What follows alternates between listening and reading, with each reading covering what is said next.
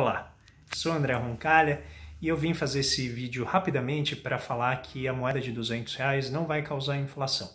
É muito simples, porque a inflação não é causada pela denominação unidade de moeda que está sendo veiculada na forma de cédulas. O que causa inflação é como as pessoas gastam o dinheiro. Então, se você joga dinheiro na economia e as pessoas guardam em casa, isso não gera demanda. E se a demanda não fica maior que a oferta, os preços não sobem. Existem outras causas de inflação, mas falando apenas sobre essa causa do dinheiro. Tá? Então ontem saiu essa notícia que eu achei que a imprensa deu muito mais valor do que deveria ter dado, dizendo então que o Banco Central estava emitindo uma nova cédula com o lobo-guará, né, estampado nela, que aparentemente é uma decisão já antiga e que agora eles escolheram esse momento para fazer o lançamento. Então eu escrevi alguns tweets de forma até irônica dizendo, olha, a gente tem 750 mil empresas em falência. Será que essa é a questão que a gente deveria estar discutindo? Então isso não é resolução de nenhum problema e também não é causa de nenhum outro. Na pior das hipóteses, o que pode acontecer é, voltando à inflação por outras causas absolutamente divorciadas, né, do tipo de cédula ou denominação de cédula que a gente tem na economia, pode ocorrer uma acomodação dos preços mais rápida. É só isso, mas e mesmo isso pode não ser algo efetivo. O segundo ponto que eu levantei é que quando você tem notas mais elevadas, isso pode sinalizar de uma maneira bastante indireta ou facilitar uma maior desconfiança na moeda comparativamente a países que mantêm cédulas de valor baixo. E mesmo isso, né, essa é na pior das hipóteses. Então isso é ruim para as expectativas? Pode ser que sim, pode ser que não. Em geral, a minha preocupação é se essas expectativas vão ser mais bem acomodadas ou não pelo sistema monetário que está colocado. Então, eu acho que esse é o ponto principal. E eu deixo aqui para você, então, essa reflexão para não se preocupar.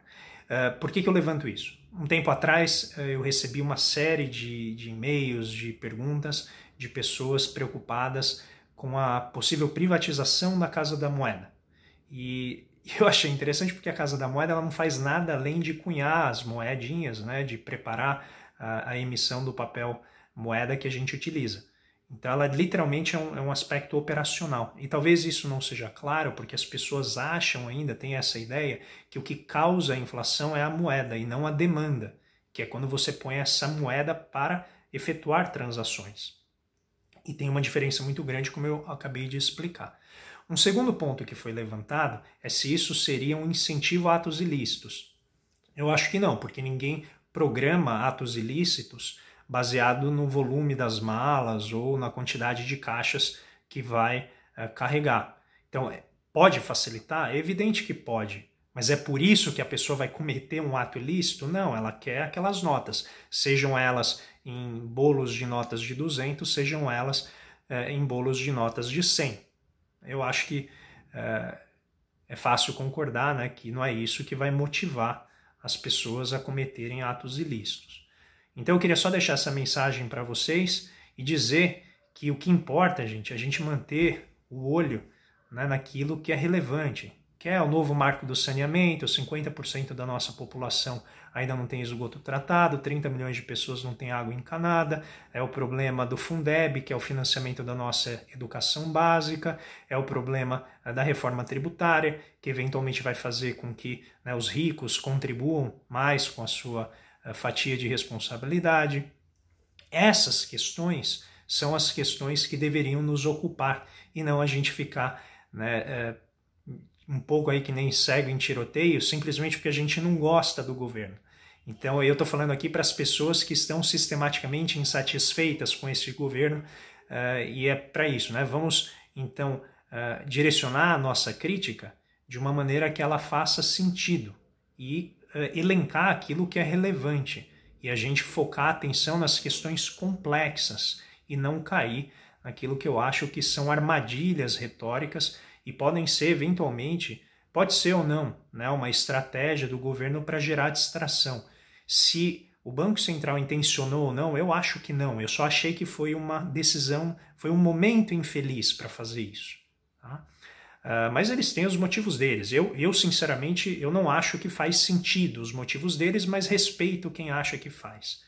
Tá? Então a minha preocupação é apenas a gente manter aí o foco nas 750 mil empresas que quebraram, nas dezenas de milhões de pessoas que estão desempregadas, desalentadas, que não sabem como vão sair dessa crise, que se encontram endividadas. A minha preocupação é com as mais de 90 mil mortes, né, e mais de 2 milhões de infectados pela Covid.